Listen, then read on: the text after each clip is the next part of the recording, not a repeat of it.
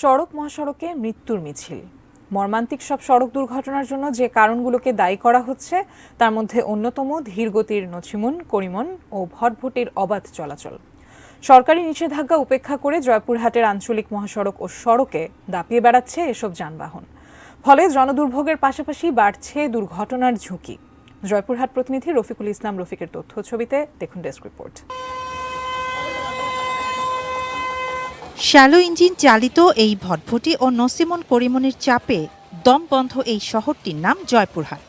জেলা শহরে প্রায় ৮,০০০ অবৈধ নসিমন করিমন চলে। চালকদের প্রশিক্ষণ না থাকায় প্রায়ই ঘটছে দুর্ঘটনা। শহরের ৪ লেন সড়কের কাজ চলায় তৈরি হচ্ছে চরম যানজট।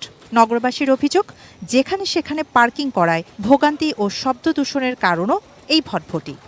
নসিমন করিমন যে গাড়িগুলো চলছে রাস্তায়, এগুলোর আসলে কোনো দক্ষতামূলক কোনো পরিচালক নেই।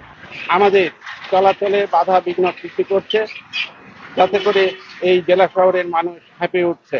তবে অভিযোগ রয়েছে ভটভটি চালকদেরও। দফায় দফায় চাঁদা দিয়ে চালাতে হয় গাড়ি, চালাতে হয় তাদের জীবিকা। এখানে টাকা দাও, ওখানে টাকা দাও, আমরা কোথায় যাবো? হাট নাই, তাই এর জন্য আমাকে টাকা দেওয়া লাগে ২,০০০ বা ৩,০০০। এই অবৈধ যানবাহনের কারণে ক্ষতিগ্রস্ত হচ্ছেন বৈধ পরিবহন ব্যবসায়ীরা। এসব বন্ধে দ্রুত ব্যবস্থা না নিলে কঠোর আন্দোলনের হুঁশিয়ারি দেন সড়ক ফেডারেশনের এই নেতা। আমরা বৃহত্তর আন্দোলনে যাওয়ার সম্ভাবনা রয়েছে, যে সরকার যদি প্রশাসন দিয়ে এটা যদি সুষ্ঠুভাবে যদি সমাধান না করে আমরা বৃহত্তর আন্দোলন করতে বাধ্য হব।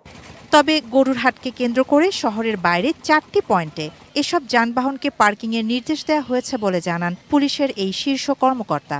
গরু আমদানিকারকরা নসিমন করিমন করে গাড়ি দিয়ে গরু নিয়ে আসতো, তাদেরকে আমরা শহরে 4টা পয়েন্টে বাইরে আটকে দিয়েছি। শহরের ভিতরে ঢুকতে পারছে না, এতে আমাদের যানজট অনেকাংশে লাঘব হয়েছে। সড়ক মহাসড়ক যানজটমুক্ত ও দুর্ঘটনা এড়াতে সকল অবৈধ যানবাহন বন্ধে দ্রুত পদক্ষেপ নেয়ার দাবি জয়পুরহাটবাসীর।